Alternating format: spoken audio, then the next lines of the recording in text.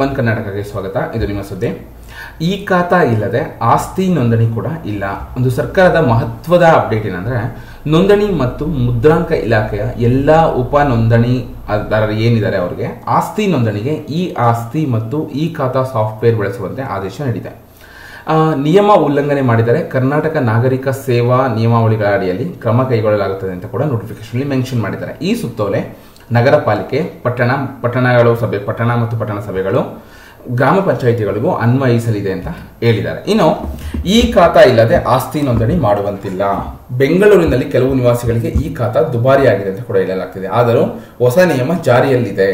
ಕರ್ನಾಟಕ ನಾಗರಿಕ ಸೇವಾ ನಿಯಮಗಳ ಅಂದ್ರೆ KCSR ಅಡಿಯಲ್ಲಿ ನಿಯಮಗಳನ್ನು ಉಲ್ಲಂಘಿಸುವುದರ ಏನಾದರೂ ಕಂಡು ಬಂದ್ರೆ ವಿರುದ್ಧ ಕ್ರಮ ಕೈಗೊಳ್ಳಬಹುದು ಅಂತ ಹೇಳಿದ್ದಾರೆ. ಇನ್ನು ಬೆಂಗಳೂರಿನಲ್ಲಿ ಆಸ್ತಿ ನೋಂದಣಿಗೆ ಹೊಸ ನಿಯಮ ಜಾರಿಯಾಗಿದೆ. ಏನು? ಮುದ್ರಾಂಕ ಮತ್ತು ನೋಂದಣಿ ಇಲಾಖೆ ಎಲ್ಲಾ ಉಪ ನೋಂದಣಾಧಿಕಾರಿಗಳಿಗೆ ಈ ಆಸ್ತಿ ಮತ್ತು ಈ ಖಾತಾ ಸಾಫ್ಟ್ವೇರ್ ಬಳಸಿ ಆಸ್ತಿಗಳನ್ನು ನೋಂದಾಯಿಸಬೇಕು ಅನ್ನೋದಂತೆ ಸೂಚಿಸಿದೆ. ಓಕೆನಾ?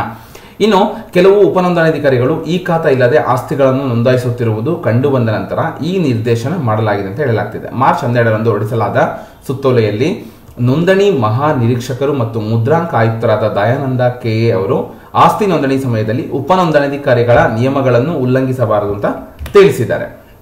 ಇನ್ನು KCSR ಅಂದ್ರೆ ಕರ್ನಾಟಕ ನಾಗರಿಕ ಸೇವಾ ನಿಯಮಗಳ ಅಡಿಯಲ್ಲಿ ನಿಯಮಗಳನ್ನು ಉಲ್ಲಂಘಿಸಿರುವುದು ಕಂಡು ಬಂದರೆ ಅವರ ವಿರುದ್ಧ ಕ್ರಮ ಕೈಗೊಳ್ತೀವಿ ಅಂತ ಎಚ್ಚರಿಕೆ ಕೂಡ ಕೊಟ್ಟಿದ್ದಾರೆ.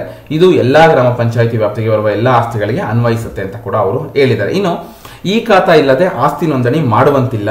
ಬೆಂಗಳೂರಿನಲ್ಲಿ ಕೆಲವರು ನಿವಾಸಿಗಳಿಗೆ ಈ ಖಾತಾ ದುಬಾರಿಯಾಗಿದೆ. ಯಾವುದೇ ಕಾರಣಕ್ಕೂ ಈ ಖಾತಾ ಇಲ್ಲದೆ ಆಸ್ತಿ ನೋಂದಣಿ ಮಾಡೋಂಗಿಲ್ಲ ಅಂತ ಕೂಡ ಮೆನ್ಷನ್ ಮಾಡಿದ್ದಾರೆ. ಓಕೆನಾ? ಆದ್ರೆ ಈ ಖಾತಾ ಸರ್ವರ್ ಕ್ರಾಶ್ ಆಗಿದೆ ಅನ್ನೋದು ಇನ್ನೊಂದು ನ್ಯೂಸ್. ಬೆಂಗಳೂರು ನಾಗಸಂದ್ರದ ಬಳಿ ಇರುವ ದೊಡ್ಡ ಅಪಾರ್ಟ್ಮೆಂಟ್ ಸಮುಚ್ಚಯ ಇತ್ತೀಚೆಗೆ ನಡೆದ ಶಿಬಿರದಲ್ಲಿ ಸುಮಾರು 200 ಆಸ್ತಿ ಮಾಲೀಕರು BBMP ಈ ಖಾತಾ ತಂತ್ರಾಂಶಕ್ಕೆ ದಾಖಲೆಗಳನ್ನು ಅಪ್ಲೋಡ್ ಮಾಡಲು ಸಹಾಯ ಮಾಡಿದೆ. ಆದರೆ 1 ವಾರ ಕಾಲ ಸರ್ವರ್ ಕ್ರಾಶ್ ಆಗಿದ್ದರಿಂದ ಶಿಬಿರದ ಯಶಸ್ಸು ವ್ಯರ್ಥವಾಯಿತು ಅಂತ ಕೂಡ ಹೇಳಿದ್ದಾರೆ.